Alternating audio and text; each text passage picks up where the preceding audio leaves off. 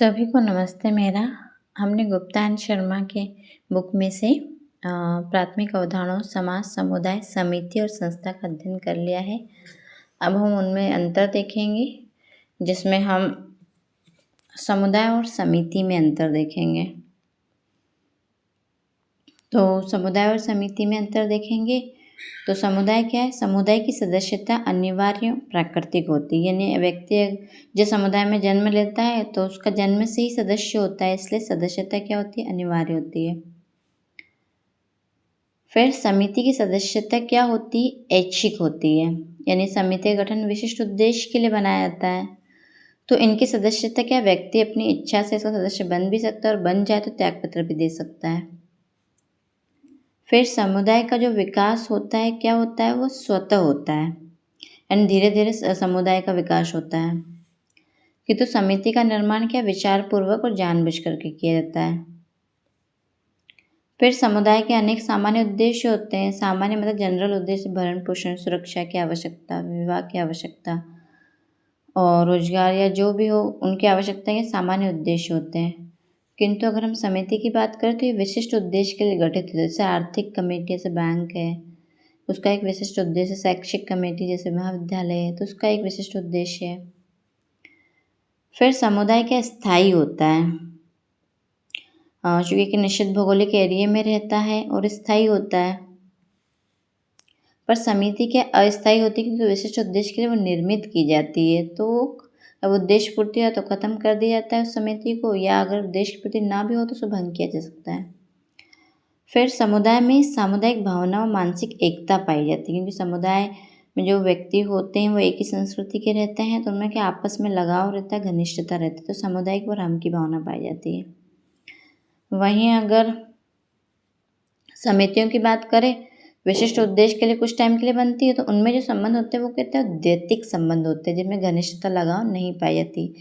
इसलिए इनमें क्या होता है? सामुदायिक भावना का अभाव पाया जाता है, या फिर पाया जाना आवश्यक भी नहीं समझते, आवश्यक नहीं, जाना आवश्यक नहीं। फिर समुदाय में क्या होता है? एक निश्चित भूभाग होता है, एक एरिया में रहती है वो कम्युनिटी। पर समिति के लिए तो निश्चित भूभाग होना आवश्यक नहीं है। फिर समुदाय के संचालन हेतु बाह्य नियमों की आवश्यकता नहीं होती, कुछ लिखित नियम बना दी जाए। समुदाय में जो नियम रीति रिवाज चलते आ रहे हैं वही उनके व्यवहार को क्या होते हैं? नियमित भी करते हैं, और वही नियम अलिखित होते हैं। फिर समिति के संचालन हेतु तो विशेष नियम लिखित रूप में बनाए जाते हैं।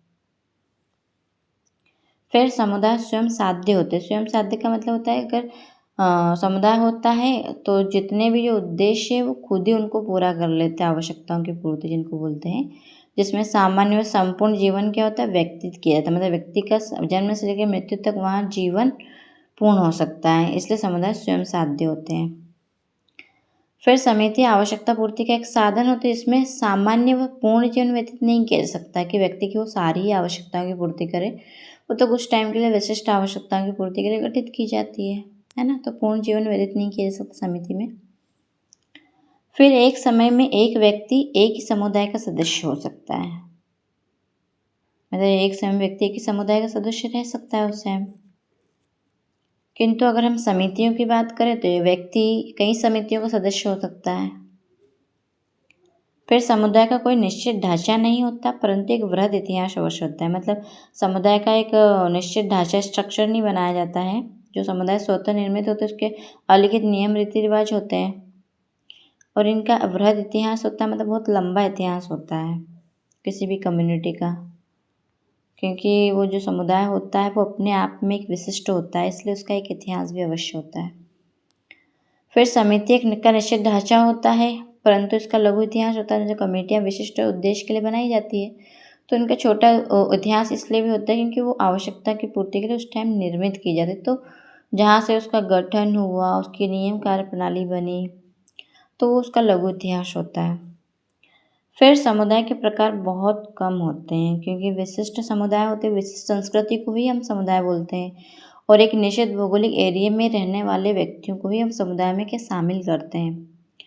और चूँकि अब तो जो व्यक्ति होता है वो समाज में विभिन्न जगहों पर अपनी आवश्यकताओं की पूर्ति के लिए प्रवास भी कर रहा है और जा भी रहा है, इसलिए समुदाय के जो प्रकार है, कोई स्पेसिफिक समुदाय वो बहुत कम देखने को मिलते हैं। पर समिति के हितों और उद्देश्य पर आधारित होती है तो अनेक प्रकार की भी होती है और समय समय पर बनती रहती, बिगड़ती रहती है, तो समुदाय के समिति के काफ़ी प्रकार देखने को मिलते हैं। तो ये आज की वीडियो में समुदाय और समिति में अंतर।